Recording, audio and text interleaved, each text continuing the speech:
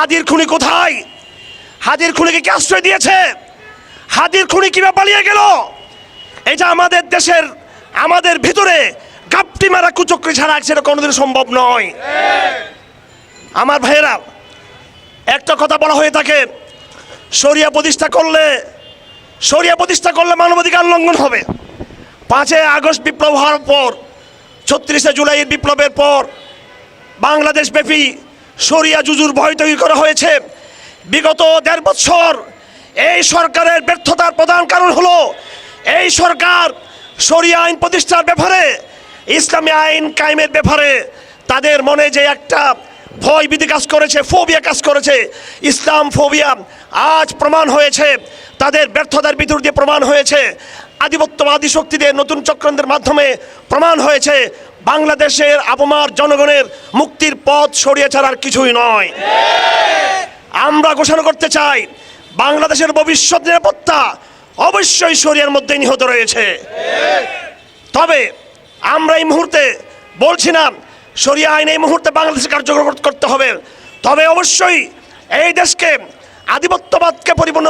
আধিপত্যবাদ থেকে মুক্ত হওয়ার জন্য এবং জনগণের ইনসাফ এবং জনের মুক্তিকে নিশ্চিত করার জন্য ধাপে ধাপে আমাদেরকে শরিয়া আইন বাস্তবায়নের কোনো বিকল্প নেই। আমাদের শত্রু যারা রয়েছে, যারা এখন সিদ্ধান্ত নিয়েছে আমাদেরকে হত্যা করে আমাদের জাগরণকে স্তব্ধ করে দিবে, আমি প্রথমে নাম নিতে চাই ইসরায়েলের গোয়েন্দা সংস্থা মোসাদ এবং ভারতীয় গোয়েন্দা সংস্থা, এরপরে পশ্চিমা আমেরিকা সহ বিভিন্ন রাষ্ট্রের গোয়েন্দা সংস্থা বাংলাদেশে এখন অ্যাক্টিভ হয়েছে। তারা বিভিন্ন অপশনে তারা কাজ করে যাচ্ছে। তারা বিভিন্ন রাজনৈতিক দল, আওয়ামী লীগ ছাড়াও বিভিন্ন রাজনৈতিক দলের সাথে তারা যোগাযোগ করছে। এমনকি আমি আমার সংগঠন হেফাজত ইসলামের একাংশের ব্যাপারে আজ হুঁশিয়ার করে বলে দিচ্ছি, যদি আপনাদের কারো সাথে, আমাদের সংগঠনের কোন অংশের সাথে, আমি আজ নাম বলছি না, আগামীকালকে নাম বলতে আমি বাধ্য হবে ইনশাআল্লাহ, আমাদের সংগঠনের কোন একাংশের সাথে যদি বিদেশি কোনো গোয়েন্দা সংস্থার যদি যোগ সাজস থাকে, নাম ঠিকানা দিয়ে বাবার দাম 14 কোটি সহ জাতির সামনে পেশ করা হবে ইনশাআল্লাহ আজিজ। আমার কথাগুলো আপনারা বোঝার চেষ্টা করবেন। আমি সবগুলো রাজনৈতিক দলের নাম নিয়েছি। বিদেশি গোয়েন্দা সংস্থাগুলো এখন আওয়ামী লীগ নাই, এখন আমাদের দেশে চলমান ইসলামিক এবং জাতীয়বাদী বিভিন্ন দলের উপর ভার করে আবার সেই প্রদত্ত ফিরে আসতে চায় এই দেশে। সেনাবাহিনীকেও বলছি, আল্লাহর ওয়াস্তে বিগত 16 বছর আপনারা হাসিনার ফ্যাসিজমের সামনে নীরব ভূমিকা পালন করেছেন। জুলাই আন্দোলনের সময় ছাত্র জনতা যখন গর্জে উঠেছিল, তখন সেনাবাহিনীর যারা তরুণ অংশ তারা আমাদের পক্ষ অবস্থান নিয়েছিল, কিন্তু যারা অফিসার ছিল বিগত 16 বছর তারা হাসিনার দূষণের ভূমিকায় ছিল, তারা জনগণের জানমালের পক্ষে তারা অবস্থান নিতে পারি নাই। বাংলাদেশ সেনাবাহিনীকে আমরা এবার সাবধান করে আমরা পর্যবেক্ষণ দিতে চাই, আর নয়, আর দেশি বিদেশি চক্র দালালি নয়। আপনাদেরকে আমরা বলতে চাই, জনগণের কাতারে থাকবেন, এখন থেকে জনগণের কাতারে থাকার সিদ্ধান্ত নেবেন। আপনাদের কাদের উপরে, বাংলাদেশ আর্মির কাদের উপর করে কোনো রকমের আঞ্চলিক আন্তর্জাতিক কোনো আধিপত্যবাদী শক্তি যেন বাংলাদেশে নতুন কোনো চক্রান্তের সুযোগ যেন আপনাদের মাধ্যমে না হয়, সেজন্য আপনারা সবসময় সতর্ক থাকবেন। আমার আজকের এই অনুষ্ঠান থেকে বার্তা আর্মির প্রতি আমি স্পষ্ট বার্তা দিতে চাই।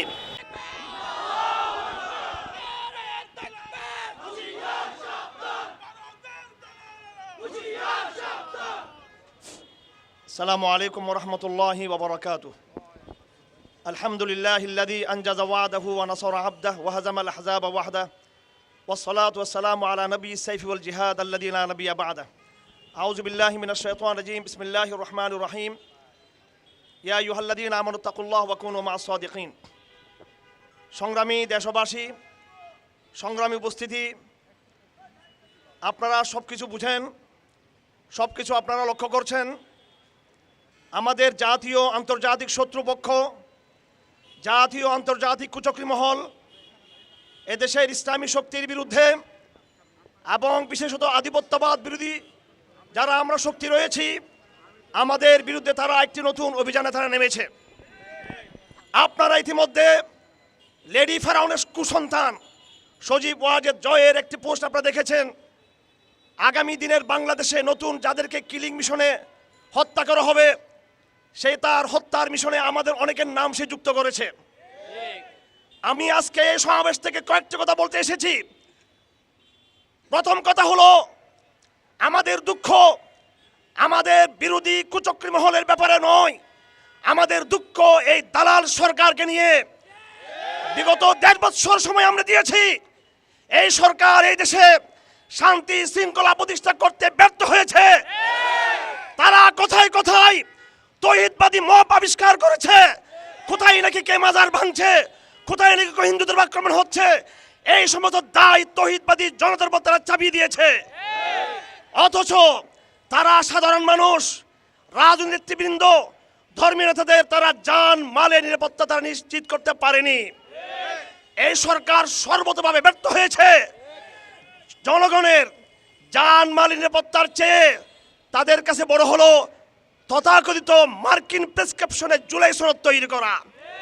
তাদের কাছে জনগণের জানমালের নিরাপত্তার চেয়ে গুরুত্বপূর্ণ হলো বন্দরকে বিদেশিদের হাতে তুলে দেওয়া। তাদের কাছে জনগণের জানমালের নিরাপত্তার চেয়ে গুরুত্বপূর্ণ হলো জাতিসংঘের শান্তি মিশনকে বাংলাদেশে এনে, কিংবা ট্রান্সজেন্ডারের মিশন মতো কুখ্যাত মিশনকে বাংলাদেশে এস্টাবলিশ করে তাদের মিশন। এটা আমাদের শত্রুদেরকে আমরা চিনি। আমি এই সম্পর্কে আমাদের অবস্থান জানাবো একটু পরে। এর আগে এই সরকারকে আমরা সাবধান করছি, আপনারা ব্যর্থ হয়েছেন, হয়তো পদত্যাগ করুন, আর না হয় অল্প দিনের মধ্যে যে কয়দিন আছে সকল দোষীদেরকে, অপরাধীদেরকে আইনের আওতায় নিয়ে আসুন। আমরা জানি এই অপরাধীরা গাপটি মেরে বসে আছে। এই সন্তোষ শর্মা বিএনপি, জামাত এবং এটা আপনারা মনে নেবেন না, আমি একাংশের কথা বলছি, বিএনপির একাংশ, জামাতের একাংশ এবং এবি পার্টির একাংশের সাথে আঘাত করে এই সন্তোষ শর্মা বাংলাদেশ ব্যাপী রয়ের জাল বিস্তার করে আছে।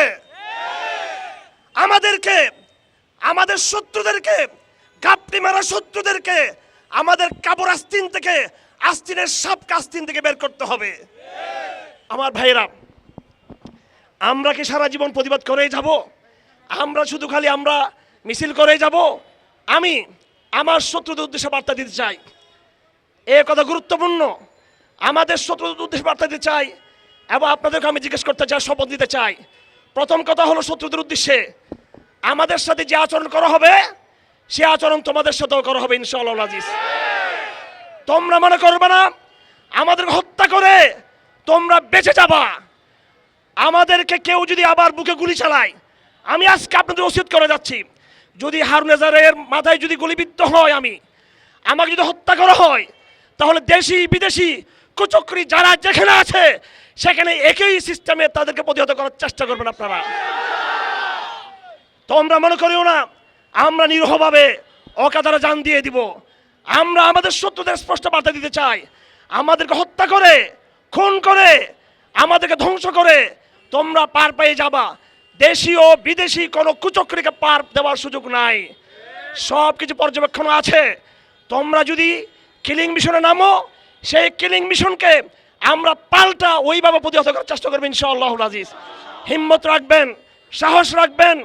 আমাদের দুটো শক্তি, আসমান থেকে মহান আল্লাহ আমাদের সঙ্গে রয়েছেন, জমিনে জনগণের শক্তি। এই দুই শক্তি ছাড়া দুনিয়ার কোনো শক্তিকে আমরা পরোয়া করি না।